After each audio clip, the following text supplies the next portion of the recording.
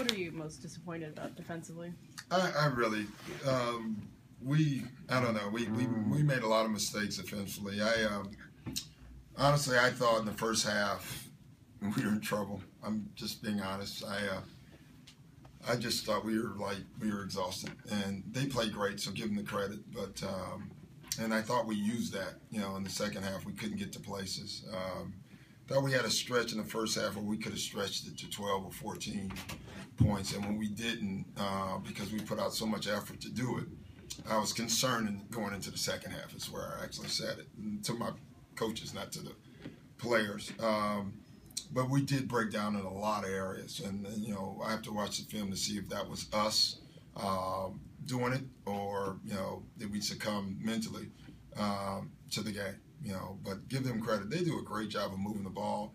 They stretch you out, and they feed the pig. When one guy gets going, they're going to keep going back to him over and over again. And I thought they did a great job of that tonight. They almost did it in 3 stretches. They identified Kyle when he got it going, Rivas when he got it going, and then they went to Lou Williams, and it was good. I mean, they're a good team to play because they make you play for 24 seconds. They keep moving the ball, and they're a hard team to guard. You guys have had these ups and downs defensively all year. Are those problems exacerbated when you're tired, you think? Well, yeah, but I don't like to use that. Give them credit. They played great. So, I don't know. I mean, we were behind a lot tonight.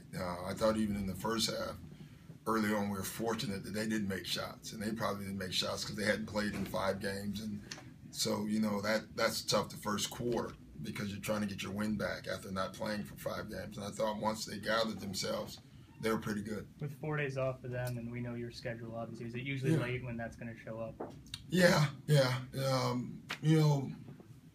Where I told our guys, at least coaching wise, I probably should have subbed earlier and did the 5-minute sub thing like we did in Atlanta. I read that one wrong. I thought, even though it was a day and a half, that we probably had enough rest. So I think I read that one wrong more than anything. You've been saying for a month that you guys need to practice. Yeah. Are you going to take one this week? No, we're going to take one at the end of the week. We still got a couple games left to get through, and then we'll be able to start building our team back. They made that run in early the fourth quarter against all 5 of your subs. Was there any thought to mix and match there a little bit more? Yeah, sure. Now, it's easy now. Like, I can't do that though. You know what I mean? So the problem was that to keep them in the game, we had to keep our starters in the entire third quarter. So honestly, I don't think it would have mattered. Blake had already played 12 straight minutes. Did we play him 15 and more when he's already tired? So. No, I don't know.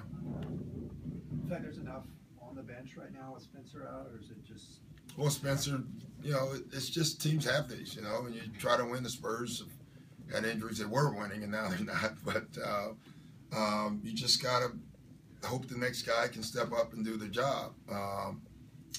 Today in the first half, we basically went with the 3 big rotation, and then I didn't like how we looked as far as fatigue. The Turk and Baby combination offensively gave us spacing, and they wasn't involved in the scoring like on the other end. It wasn't like they were getting scored on. Our guards got scored on tonight, but a lot of it was rejects, not getting back in transition, and some of those things are basic things that we do defensively. We're over a third of the way through the season, and Jordan still hasn't really found a way to impact games consistently off the bench.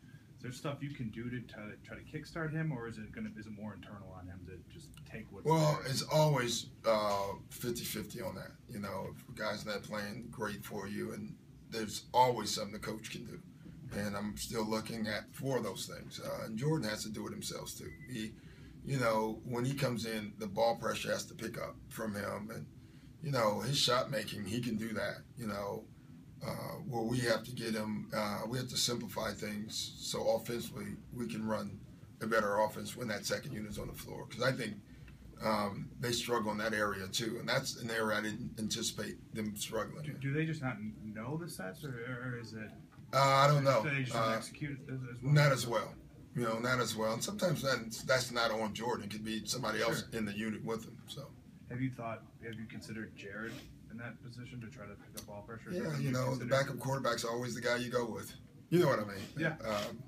So my question is, what do you think? I think about all 15 guys. So, but I think Jordan's the right guy. Yeah.